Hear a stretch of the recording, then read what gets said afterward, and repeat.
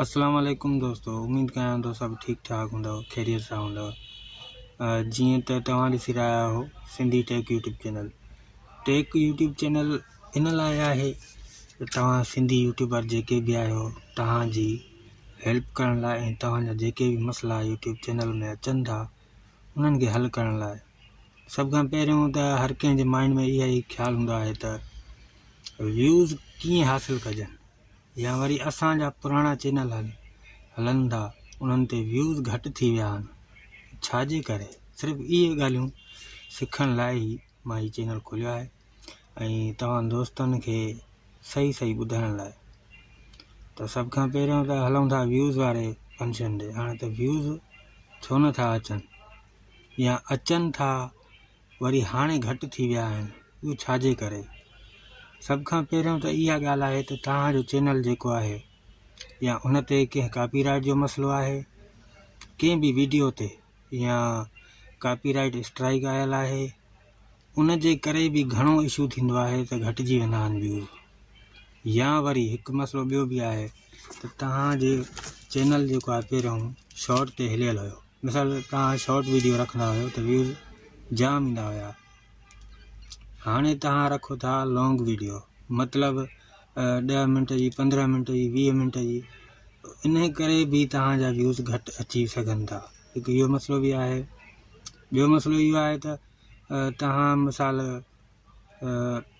10-15 minute 10-15 ॾींहं video जो gap करे छॾियो। गैप जो मतिलबु ईअं आहे त मिसाल अॼु रखियोसीं और 15 ॾींहं खां पोइ वरी वीडियो रखणु शुरू कयासीं। हिकु इहो मसइलो बि आहे, इन जे करे बि व्यूज़ पंहिंजा डाउन वेंदा आहिनि।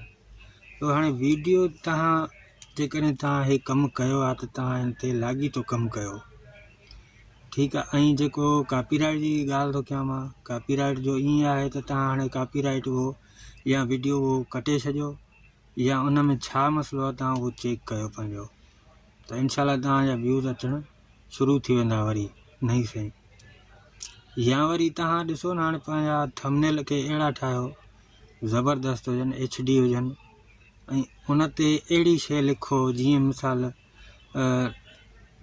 त उहे माण्हू क्लिक करण ते मजबूर थी पवनि। कॉन्टेंट जेॾो भलो हूंदो ओॾा ई माण्हू घणा ईंदा तव्हां ॾे। हिकु कॉन्टेंट ॿियो फस्ट नंबर ते आहे थंबनेल।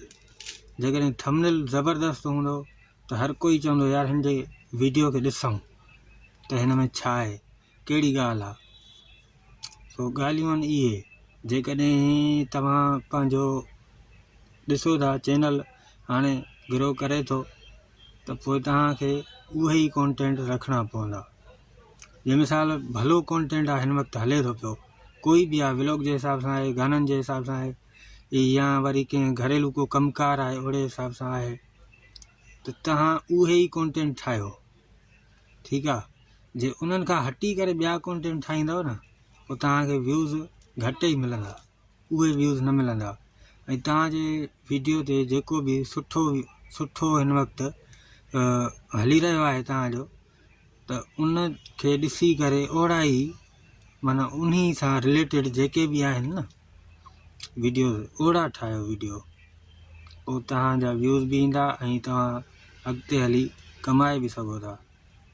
बाक़ी हाणे अॼु वीडियो छॾियोसीं, 5 माण्हू ॾिठो, 48 कलाक थी विया, 24 कलाक थी विया, 15-20 माण्हू, इन ते कमाई त कोन थींदी। सो टॉपिक खे सम्झण जी कोशिशि कयो ऐं ॾिसो न माण्हुनि जा केतिरा व्यूज़, लखें व्यूज़ आहिनि, हिकु वीडियो ते लखें व्यूज़, पोइ कमाई बि ओड़े हिसाब सां आहे। ऐं कॉन्टेंट बि माण्हू उहो ई ठाहे जंहिंजी ईअं सम्झो त मार्केट हले थी पई। अॼुकल्ह हर कोई पंहिंजो फेसबुक यूट्यूब ते लॻो पियो आहे। ॿी ॻाल्हि इहा बि आहे जो हाणे पहिरियों एतिरा चैनल न हुया, हाणे हर कोई नओं चैनल पंहिंजो ठाहे।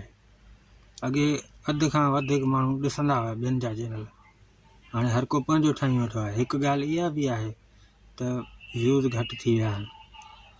जेकॾहिं वीडियो सुठी लॻी हुजे त लाइक कयो, न त पोइ तव्हांजी मर्ज़ी आहे छॾे ॾियो।